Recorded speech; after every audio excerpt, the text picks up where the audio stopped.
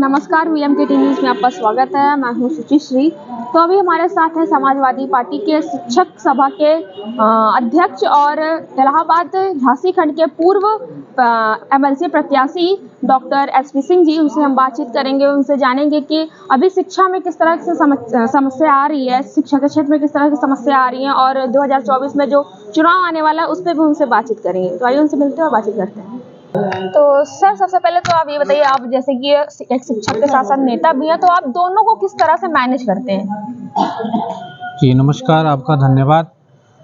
जहाँ तक दोनों को मैनेज करने की बात है तो हम लोगों के पास पर्याप्त समय मिल जाता है। पूरा शिक्षण कार्य करता हूँ और कॉलेज का टाइम 10 बजे से 3 बजे तक होता है। उसके पहले भी हम लोग काम कर लेते हैं और 3 बजे के बाद भी काम कर लेते हैं, और जो भी हम लोगों की छुट्टियाँ मिलती हैं उसको पूरा प्रदेश स्तर पे प्रोग्राम बना के मैनेज कर लेते हैं। ऐसी कोई दिक्कत नहीं आती है राजनीति। अच्छा, तो सर ये बताइए कि एक विद्यार्थियों को पढ़ाते समय किस विषयों का ध्यान रखना चाहिए? देखिए, छात्र जो हम लोग एडेड कॉलेज में अध्यापक हैं या कहीं भी जो भी स्टूडेंट होता है, सबसे पहले वो उसके अंदर कुछ होता नहीं, ज्ञान नहीं होता है। जी। और हम लोगों के लिए माना जाता है कि हम लोगों का जो दर्जा है वो भगवान की तरह है। अर्थात माता पिता जी उसको भेज देते हैं विद्यालय में और यह उम्मीद करते हैं कि कहीं न कहीं से विद्यालय के माध्यम से शिक्षण प्राप्त करेगा। तो सबसे पहले जो शिक्षक का एक कर्म होता है तो उसके अंदर पढ़ने की भूख पैदा करना सबसे पहला काम होता है शिक्षक का, कि उसका सपना, उसकी चाहत, उसकी इच्छा को जागृत करना होता है। जब ये सब जागृत हो जाएगा तो विषय अपने आप वो पढ़ लेता है। तो मेरा यही प्रयास होता है कि वो ज़्यादा से ज़्यादा इन चीज़ों को एडाप्ट करे। तो सर, जैसे कि आप कॉमर्स के टीचर हैं, तो ये बताइए कि किस तरह से आप ये बच्चों को सरलता पूर्वक कॉमर्स समझाते हैं, क्योंकि कॉमर्स एक ऐसा सब्जेक्ट है कि कुछ बच्चों को समझ में नहीं आता, तो कैसे आप उसको सरल बनाते हैं? कॉमर्स देखने में दूर से लगता बहुत कठिन है, लेकिन अगर हम कॉमर्स को व्यवहारिकता के हिसाब से देखें तो बहुत ही रोचक विषय है। और हमारी आपकी ज़िंदगी में जो घटनाएं होती हैं वही कॉमर्स है। तो हम बच्चों को उनके घर से लेके वो जो दिन भर की दुकानदारी करते हैं या जो बैंक के सामने है उसको सरल तरीके से, कि आप बेटा बैंक जाते हो तो किस तरीके से काउंटर होता है, किस तरीके से लेन देन होता है, चेक होता है, और व्यापारी होता है तो कैसे लेन देन होता है, क्रय विक्रय कैसे होता है, इस तरीके से बड़े आसानी तरीके से जो समाज में घटनाएं घटित होती हैं उसी को हम उदाहरण के द्वारा समझाते हैं तो बच्चों को समझ में आ जाता है। सर, एक शिक्षक होने के नाते आपको वर्तमान में किस तरह की समस्या देखने को मिलती है? जहाँ तक मैं शिक्षक हूँ और बहुत सारे वित्तविहीन शिक्षक साथी हैं, तो सबसे बड़ी समस्या ये होती है कि शिक्षकों को सरकार कहीं न कहीं से, वो वित्तविहीन शिक्षकों की बात करें तो पिछली समाजवादी सरकार ने उनको कहीं न कहीं सेवा नियमावली तैयार करने की बात की थी और उस पर बहुत सारा काम हुआ था। उनको कुछ न कुछ मानदेय देने की बात हुई थी, 200 करोड़ रुपए का बजट अलॉट हुआ था। परंतु इस सरकार ने ऐसा कुछ नहीं किया और हमारी पिछली सरकार घोषणा पत्र में 2022 के घोषणा पत्र में समाजवादी पार्टी ने वित्तविहीन शिक्षकों को कम से कम 5,000 रुपये महीना मानदेय की शुरुआत करने का काम घोषणा पत्र में रखा था। तो कहने का मतलब है कि जो वित्तविहीन शिक्षक हैं उनके ऊपर अपनी शिक्षण व्यवस्था का लगभग 80% भार है। वह कहीं न कहीं से समाज की मुख्य धारा से वंचित हैं, उनके ऊपर भार है।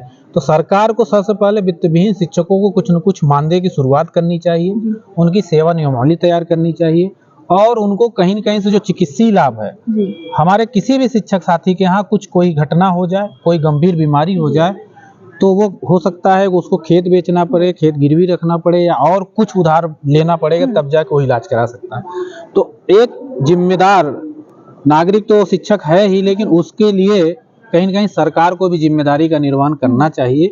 जो हमने अभी बोला है कि उनके मानदेय, उनकी सेवा नियमावली, उनको कहीं न कहीं से चिकित्सीय लाभ की सुविधा देना पड़ेगा। तो सर ये बताइए, आपको क्या लगता है 2024 में क्या एनडीए को हरा पाएगी इंडिया?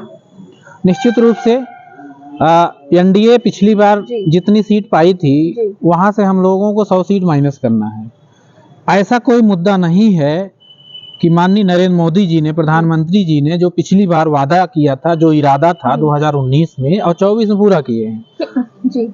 सरकार से लोग ठगे महसूस कर रहे हैं, महंगाई बढ़ी है, कहीं न कहीं से गरीबी बढ़ी है, भ्रष्टाचार बढ़ा है, बेरोजगारी बढ़ी है। ऐसे कोई मुद्दे नहीं थे जो उस पर सरकार ने काम किया है। पूरी जनता, भारतीय जनता पार्टी त्रस्त है और कहीं न कहीं से एक उम्मीद लगाए बैठी हुई है परिवर्तन के लिए। तो जैसे कि अयोध्या में जो राम मंदिर बन गई है, तो उसके बाद से तो ये एनडीए के लिए जो है वो प्लस पॉइंट है। क्या इससे आपको लगता नहीं कि हाँ चुनाव में कुछ प्रभाव पड़ेगा? नहीं, आप जैसा कह रहे हैं कि एनडीए, जी भाजपा और राम मंदिर, जी तो राम मंदिर क्या भारतीय जनता पार्टी के वोट बैंक के लिए था? मेरा मानना है कि धर्म व्यक्तिगत विषय है जी और यह एक प्रक्रिया है। लोगों की आस्था मंदिर में होगी है, लेकिन जब वोट देते समय कोई भी ईवीएम के पास जाएगा जी तो वह राम मंदिर की बजाय वह अपने रोजी रोटी, रोजगार, महंगाई, भ्रष्टाचार, इन सब मुद्दों को जब अध्ययन करेगा, देखेगा, तो उसके आधार पर वोट करेगा, तो निश्चित रूप से भारतीय जनता पार्टी इस मुद्दे पर कहीं नहीं टिक पाएगी।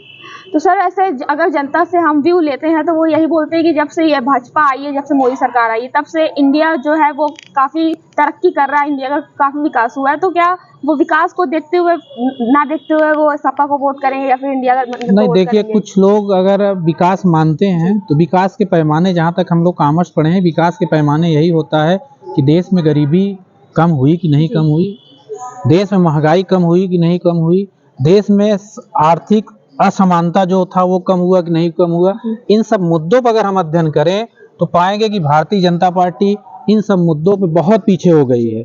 रुपया का जो वैल्यू है डॉलर की तुलना में, वह 60 रुपया से 83 रुपया हो गया है। तो ऐसे बहुत सारे मुद्दे हैं। हाँ, भारतीय जनता पार्टी जो कम पढ़े लिखे लोग हैं, जिनको इन चीज़ों से बहुत लेना देना नहीं है, उनको कहीं न कहीं से गुमराह करके एक जो हाईवे है कुछ न कुछ दिखा देती, देखिए ये विकास हुआ है, लेकिन वह उनके लिए नहीं है। उनको आज रोजगार क्या मिला है, आज उनको महंगाई से कितनी राहत मिली है, यह मुद्दा है। तो सर आप एक शिक्षक है, तो शिक्षा के क्षेत्र में आप कुछ जनता से अपील करना चाहेंगे? मैं जनता से यही अपील करूंगा कि धर्म, जाति, क्षेत्र ये मुद्दे नहीं है। मुद्दे संविधान को बचाना है, सामाजिक न्याय को पाना है, महंगाई को दूर करना है, रोजगार को पाना है, किसानों की समस्याओं का समाधान करना है, महिलाओं की समस्याओं का समाधान करना है। इन मुद्दों के आधार पे जनता से मैं यही अपील करूंगा, इन मुद्दों के आधार पे भारतीय जनता पार्टी से प्रश्न करें, और जो भी किसी भी पार्टी के लोग वोट मांगने आते हैं तो इन मुद्दों पे उनका व्यू क्या है, उनका नजरिया क्या है, उन्होंने कितना काम किया, उस पर प्रश्न करें। दूध का दूध, पानी का पानी हो जाएगा। धन्यवाद सर आपका। नमस्कार, धन्यवाद। तो जैसा कि आप लोगों ने देखा, अभी हमारे साथ डॉक्टर एस के सिंह पटेल जी थे, उनसे हमने बातचीत की, उनसे हमने शिक्षा के विषय में बातचीत की, उसके बाद जो है चुनाव के विषय में भी बातचीत की। तो उनका यही कहना है शिक्षा के विषय में कि ऐसी सरकार होनी चाहिए जो छात्रों के लिए, छात्रों के हित में सोचे, छात्रों के लिए अच्छा काम करे। उसके बाद इनका ये भी कहना है कि 2024 में जो चुनाव होगा उसमें एनडीए को हरा के इंडिया आपकी जरूर आएगी। तो वो वक्त ही बताएगा कि कौन आएगा कौन नहीं। तो ऐसी वीडियो के साथ बने रहने के लिए आप हमारा वीएम न्यूज़ फॉलो करते रहिए। मैं सुश्री वीडियो के साथ।